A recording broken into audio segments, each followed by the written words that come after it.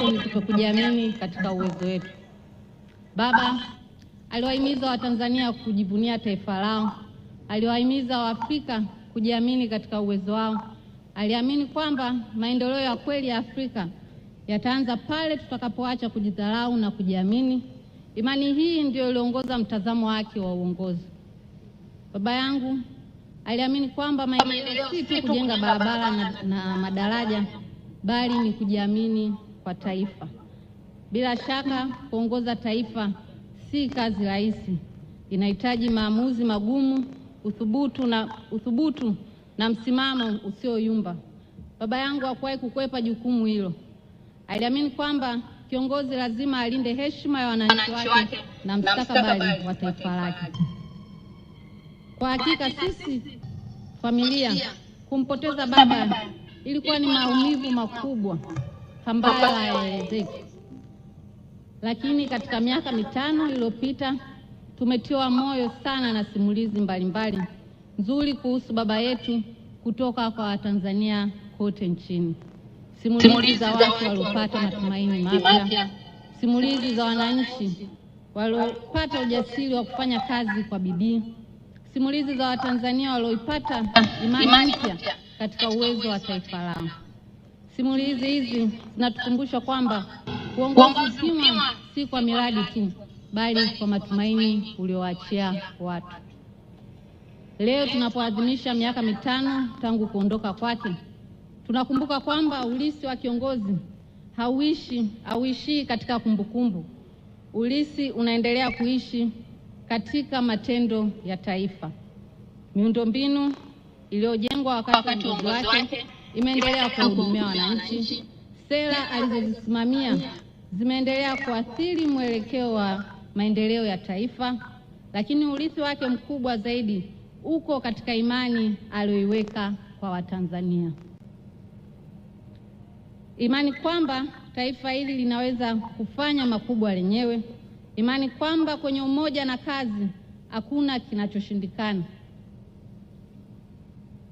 Sote tukumbuke kuwa historia ya Tanzania imejengwa na viongozi wengi waliotumikia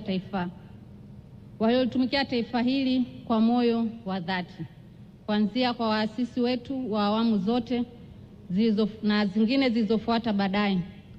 Wote wamechangia katika safari ya kuijenga Tanzania ya leo, na baba yangu alikuwa sehemu ya safari hiyo ya kihistoria. Leo tunapotazama mbele, tunajua kwamba ujenzi wa taifa hauhusiani na mtu mmoja tu, bali ni jukumu la kizazi kizima, ni jukumu la viongozi wote, ni jukumu la taasisi zote, lakini zaidi ya yote ni jukumu la kila mwananchi. Ndoto ya baba yangu haikuwa ndoto ya mtu mmoja, ilikuwa ndoto ya Tanzania, taifa linalojiamini, taifa linalothamini kazi, taifa linalosimama imara katika jumuiya za kitaifa duniani. Na ndoto hiyo bado ipo hai. Urithi wa hayati Dr. John Pombe Magufuli haupo katika reli, barabara, shule na taasisi zilizojengwa. Urithi wake uko katika mioyo ya Watanzania, uko kwa mkulima anayelima ardhi yake kwa bidii, uko kwa mwalimu anayefundisha kizazi kijacho, uko kwa vijana anayethubutu kuanzisha biashara na kuona ndoto mpya, uko kwa kila Mtanzania anayefanya kazi kwa bidii ili kujenga taifa lake. Hapo ndipo mustakabali wa taifa ulipo.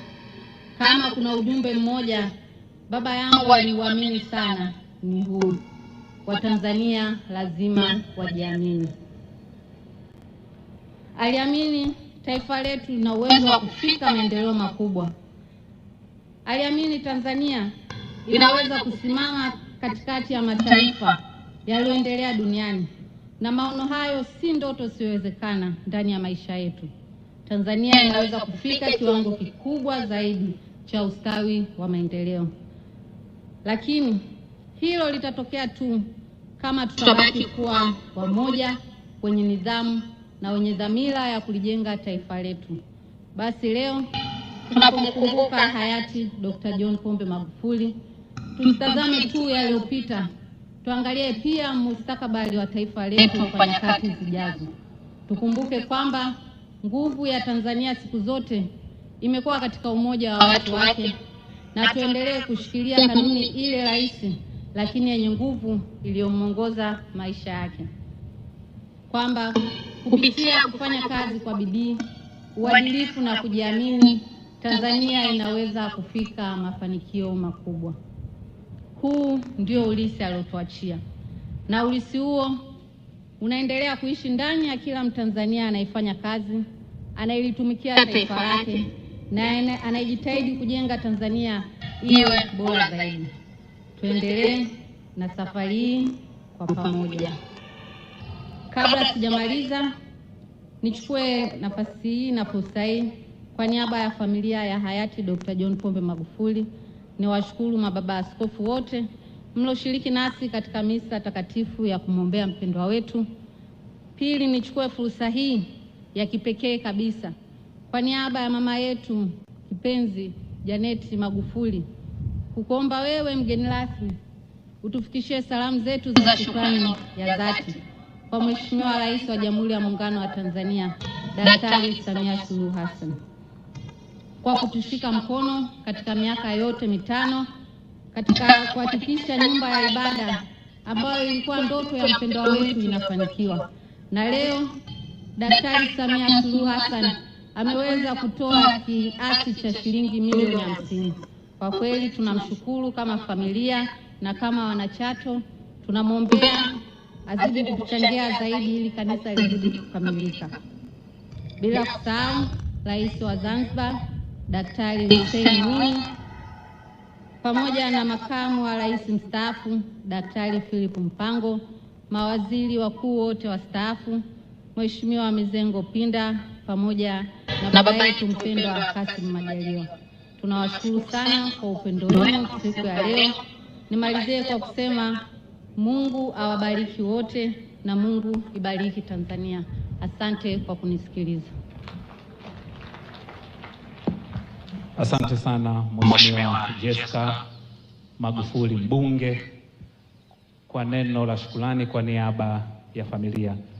Mheshimiwa Makamu wa Rais wa Jamhuri ya Muungano wa Tanzania, baada ya neno fupi la shukrani kutoka kwa familia, naomba uridhie nimkaribishe Mheshimiwa Martin Shigela aweze kutuongoza kwa maneno mafupi ya harambee kabla ya kukukaribisha kusema kile ambacho kimepatikana. Kwa heshima na taadhima, kwa moyo wa dhati naomba kumshukuru sana Mheshimiwa Rais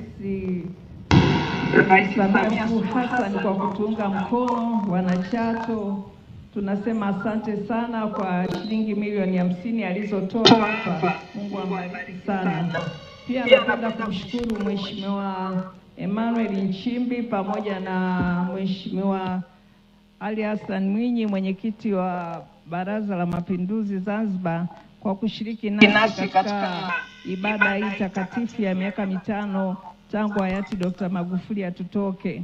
Pia na wanashukuru sana na mgeni ya mwenzangu wamekuja hapa, Mama Lukuvi, Mama Loasa, Mama Sumaye, Mama Pinda na wote. Mungu awabariki sana kwa upendo. Na washukuru pia wananchi wote wa Chato wote na waliotoka Chato na wengine nje ya Chato kuja kushiriki nasi katika ibada hii. Pia namshukuru sana askofu wetu Askofu Nyemugizi, amekuwa pamoja nasi tangu ibada ya kwanza mpaka hii mwaka wa 5 ambao umefika. Mungu awabariki sana, na mapadri wote na watawa wote na wananchi wote wa Chato, asanteni sana. Mungu awabariki, barikiwe sana.